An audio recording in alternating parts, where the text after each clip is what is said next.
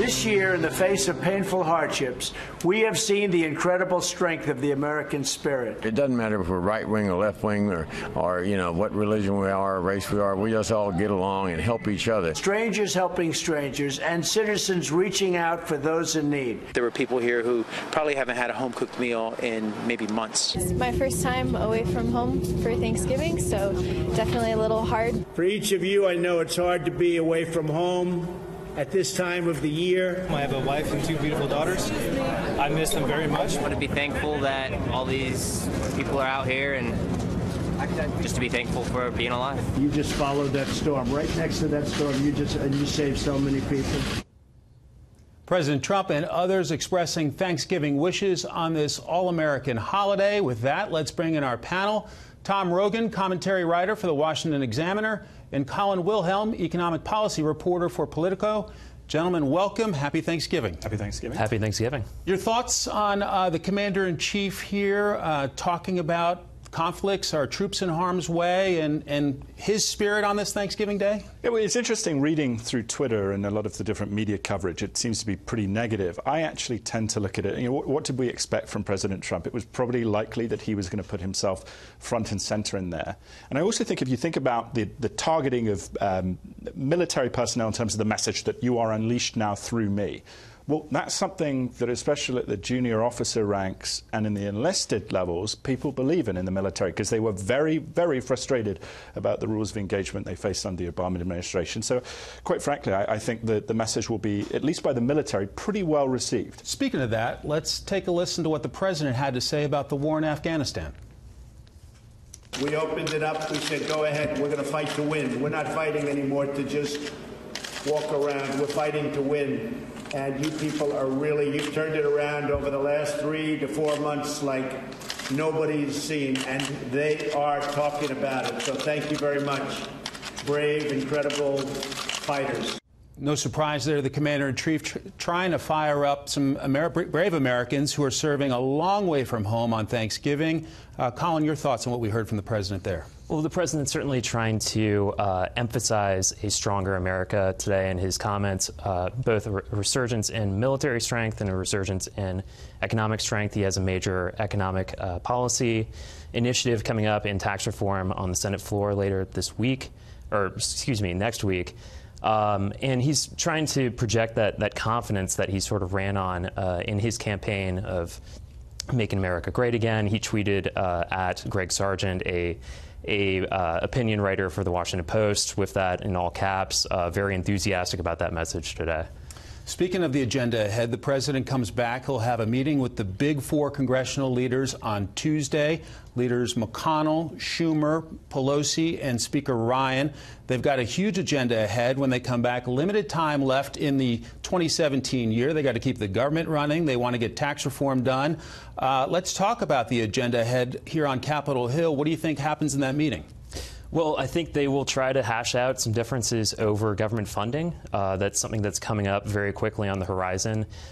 There's a number of different high-profile issues, though, that are pressing on the congressional agenda right now.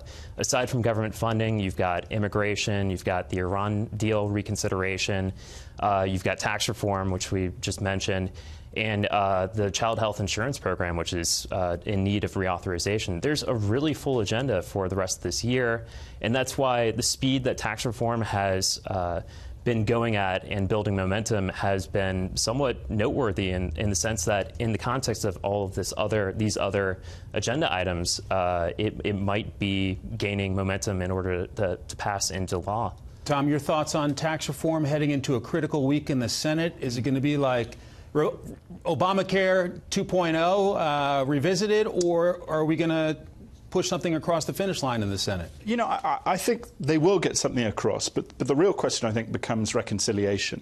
How do they find the compromises between the House and the Senate? And there are real major differences there between Republicans in each chamber.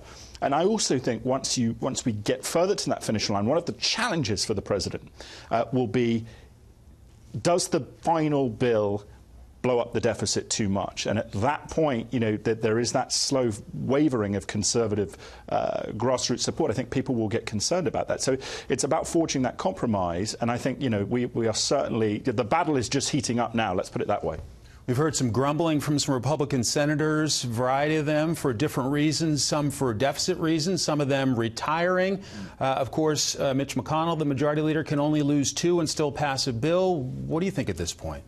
There is certainly a significant amount of momentum in the Senate. Senator Murkowski has expressed some reluctance in the past, but she seems to be on board for an individual mandate repeal vote.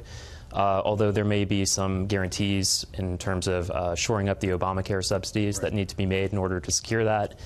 But there just is a ton of political momentum. You talk to members on the Republican side in Congress, they tend to think that the politics of this are driving it. And even though a lot of policy details still have to be hashed out, it's seen as a political necessity for Republicans to pass something that shows that they can govern.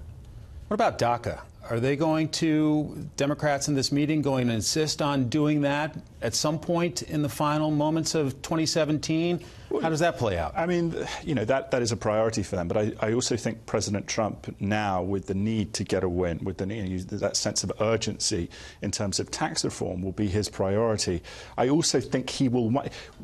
I think they will find a compromise on DACA. I think the president, quite frankly, is sympathetic to that, but he's going to want some kind of dangle from them in terms of whether it be appropriations for a wall, something that allows him to sell to his base. He's not going to, you know, I think because of the narrative and the campaign of how focal immigration was to the identity of the president, it is not something he can easily compromise on without a saleable product that he can give to the base. And something the president is selling is, of course, our economy. Let's take a listen to that.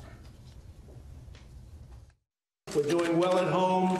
The economy is doing really great. When you come back, you're going to see with the jobs and companies coming back into our country, and the stock market just hit a record high. Unemployment's the lowest it's been in 17 years. So you're fighting for something real. You're fighting for something good. And the president also today talking about big, juicy tax cuts as well to the folks who are serving a long way from home. Final thoughts in terms of the economy going forward, and what do they get done in the coming days there on Capitol Hill behind us? Well, certainly the president mentioned the stock market.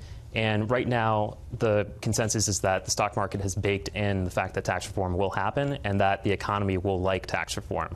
That's a huge assumption. There are still political hurdles that tax reform has to clear, even though it does have this momentum, and a lot of policy considerations that could affect the economy moving forward that might not necessarily have the initial boost that Republicans will hope for or that the stock market might hope for. So really, the president's kind of living by the stock market and potentially dying by the stock market on his economic record. Because sometimes what goes up comes down. Exactly. Colin, Tom, thanks very much.